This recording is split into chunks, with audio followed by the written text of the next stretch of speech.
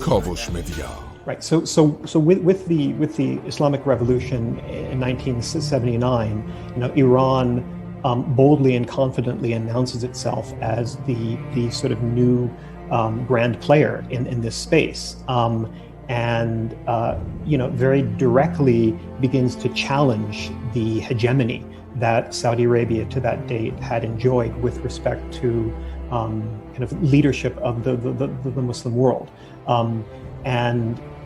what I think is often not fully appreciated there is that even though there was a lot of talk and speculation and concern coming out of Washington and Riyadh in the early 1980s about the idea of sort of Iran exporting Islamic revolution throughout the region and other parts of the world, I think that the ability and the likelihood of Iran to export what was already a sort of aberration of Shi'i political thought that underpinned the Islamic Revolution was always going to be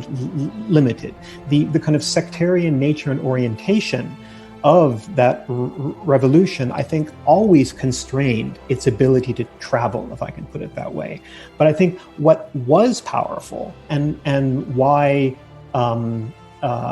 there was an understandable sense of concern about Iran's emergence as a player, and frankly, I would add a reason that I think that continues to have some relevance and currency today, is the extent to which the Iranian Revolution was also perceived and read by populations in the global south more broadly as a third worldist moment. Even in countries that were, not only not Shia majority, not only not Muslim majority countries, but just countries that saw and valued and admired the ability of Khomeini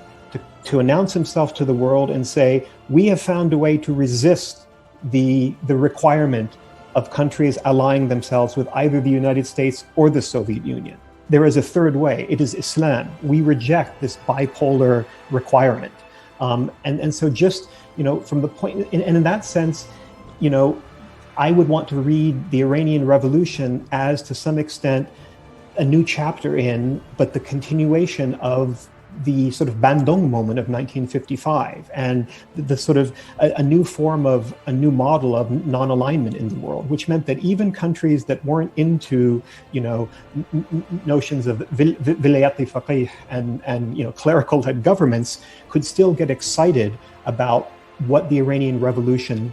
seemed to represent as a way in the world. And so what we've seen Iran, I think, evolve and deploy in the ensuing decades has been a quite sophisticated strategy of, on the one hand, using its Shi'i identity to reach out to, mobilize, and drive a wedge into the domestic politics of a set of countries in the broader Middle East. But beyond that, they also, again, I think in very often subtle and sophisticated ways, have used religion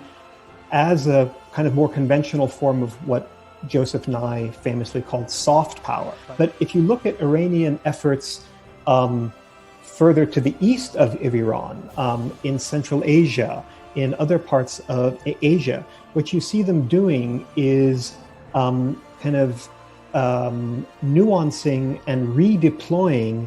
Shia symbols and the country's Shia legacy in ways that play to this idea of Iran as a leader in a new form of non-alignment, as a sort of form of resistance to neo-imperialism and hegemony. آنچه در مورد ما میگویند